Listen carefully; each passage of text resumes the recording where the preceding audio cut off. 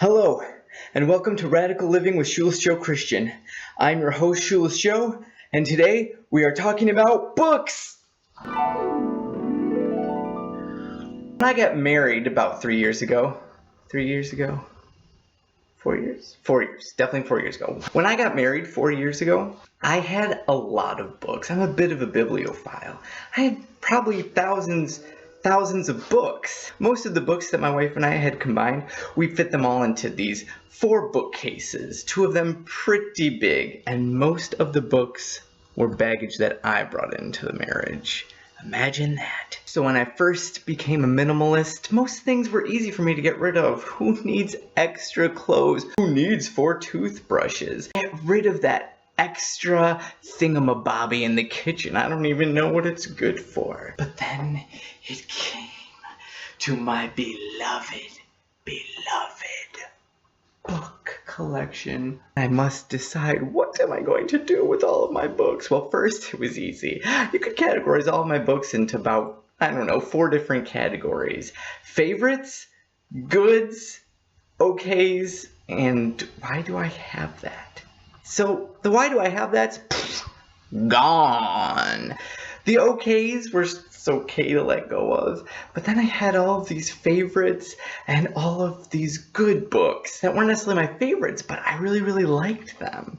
The problem was I didn't really read them a lot. My journey with books, paring them down slowly but surely, was a long and arduous journey. Maybe some of you can relate. I know I just love the touch, the feel of a book in the palm of my hand. Many minimalists find the solution in just getting rid of all their books and getting a freaking tablet, get some kind of e-reader, whatever. All your books can be in the palm of your hand, a little Palm Pilot-y thing. That just doesn't work for me. I'm kind of a Luddite minimalist, which means I kind of don't like technology a lot. I know, which is ironic because I'm making YouTube videos. I had to decide what am I going to do with all my books, so I found the easiest way to limit my books was to limit the space they could be on.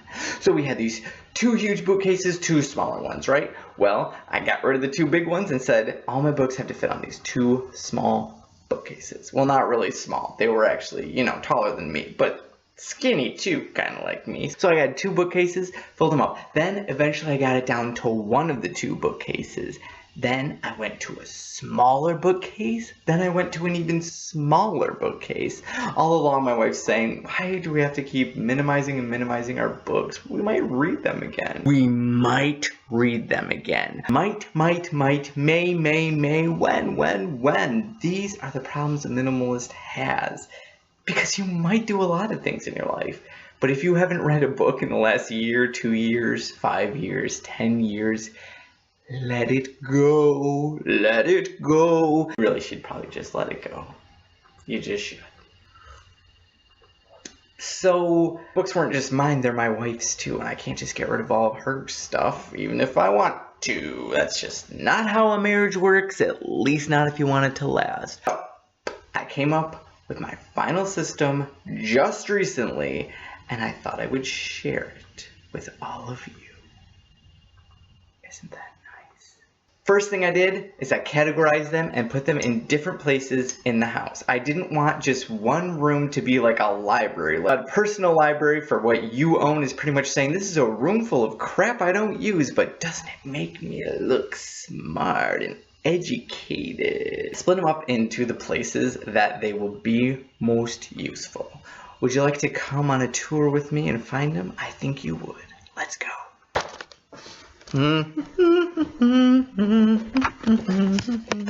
First, we have the religious books, which are kept in the prayer nook. Handy dandy for when you're ready to get praying and meditating. On to the next room. In the kitchen, we have a cupboard for our reference books. Here's where we keep cookbooks, any self-help books, dictionaries, catechism, anything that you might want to look something up in is kept right in here. Here we have the kids' books. People like to give books as gifts to kids a lot, which is great. But we don't want to collect too many of them, so we never keep more than what we can fit in this box. Also, we keep it on the floor so it's easy access for the kids. And then finally, back to the living room and the mantle, where we keep our most prized fiction books. Remember in my previous video when I talked about the 3 T's of minimalism, everything is either treasure, tool, or trash. Well, I got to thinking, what are books? Clearly the reference books are tools. They're tools for whatever you want to reference for more. My religious books, those are also tools. They're tools I use to help myself grow spiritually and connect with God. What about fiction novels? What are those? Surely they're a tool to unwind and expand your imagination. But I realize that if I'm going to keep them somewhere like on my mantle in the living room, they're also being used sort of as a decoration, which isn't necessarily bad, but then they also have to have the element of a treasure. So here's what I decided to do. I took all of my books, my fiction books, and decided to get rid of all of them, and then repurchase the ones that I really want and really use in beautiful formats. So you see, I used to have all these, soft cover editions, paperbacks, all these different books that have been with me throughout the years. But I realized the ones that I really love and I'm really going to reread, I should be willing to spend money on to have a really nice copy of them. It's like the idea, most people might have 10 pairs of okay jeans, but a minimalist has 1 pair of really expensive nice jeans. You can do the same thing with books. You don't have to have tons of copies of any book you've ever liked. You can just have the few that you really love and read year after year, and you can have them in beautiful forms. For instance, this is our copy of Jane Eyre. This is my wife's favorite novel, and I bought it for her for our anniversary, I believe. Look, nice golden pages, gilded on the side. The cover, it's all fancy and spiny. They're not spiny, spirally is the word I was looking for. It's even got this cool bookmark. It's all classic.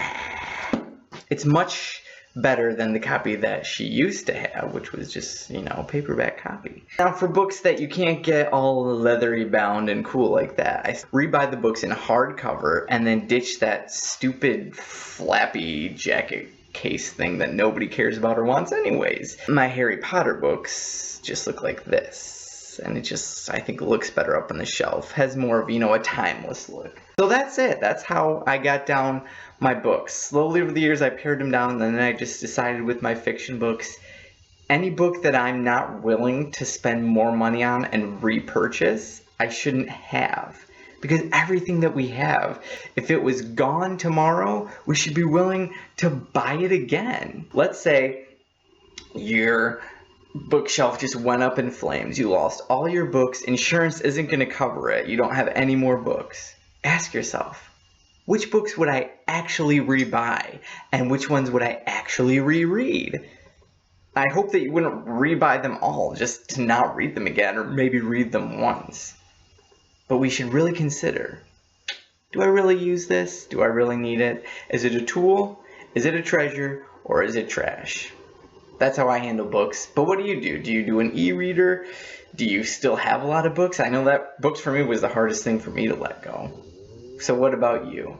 How do books affect your life as a minimalist? Thank you so much for watching. Have a great day. Remember, keep it simple and question everything.